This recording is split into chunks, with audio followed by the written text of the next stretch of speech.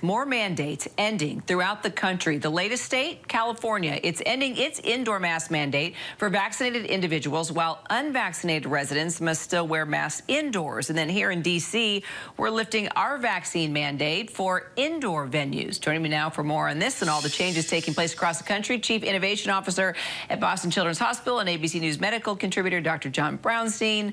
All right, Doc, if you watch the Super Bowl, a lot of us checked in on it. You did notice in California there, you didn't see a lot of masks. It's a trend across the country now, according to the FDA commissioner. So it looks like people are maybe thinking this is the right time. We're getting there, Kira. You know, I think that we're getting to a place where we can start to remove the mask. And I think we're much better than we were a month ago. But case levels are still very high. They're still higher than previous peaks. And we still have a situation where many of the population are still unvaxxed, unboosted. And we, of course, you know, as we discussed, the under 5 population still isn't yet vaccinated. So we have to exercise caution. We have to be nuanced, as we've spoken about for many months, and we have to let the data drive decisions. In places with low transmission and high vaccination, yes, we can start to remove masks. But if you're in a place with high transmission, a mask is still an important weapon. So we have to make sure that our decisions are driven by data. And we just all want normal, but we have to recognize that masking still might be important in at least some parts of the country right now.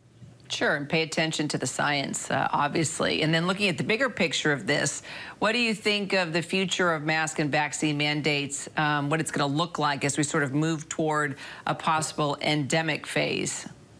Yeah, I think that we have to acknowledge we're heading to a different place with this virus. We've got the vaccines, the therapeutics, better care. So we're in a better position. So regardless of what happens in the future, I do think masking may be part of what we deal with in the future. Say you have a new variant or a new surge, we may want to bring in masking just to help. I think that's a simple thing that we can do alongside testing and potentially the future of vaccines. So, you know, I think we're getting to that place where we can start to off-ramp.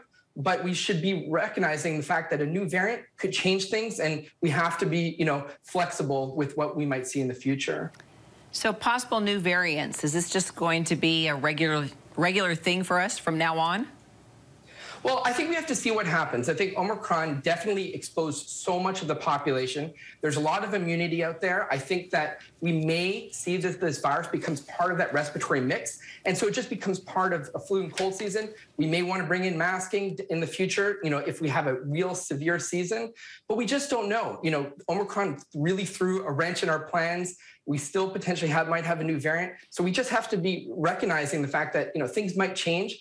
But the future is bright because of these therapeutics that are hitting the market and potentially a universal COVID vaccine. I think we are heading to a place where, you know, some of these mandates around masking may not be sort of consistently part of our future. But again, now the public is educating about public health and what we can do to drive down infection in the community. And so hopefully that stays with us in the future. I think the new mantra is just go with the flow, Dr. Brownstein. Thank you so much. Hi, everyone. George Stephanopoulos here. Thanks for checking out the ABC News YouTube channel. If you'd like to get more videos, show highlights, and watch live event coverage, click on the right over here to subscribe to our channel. And don't forget to download the ABC News app for breaking news alerts. Thanks for watching.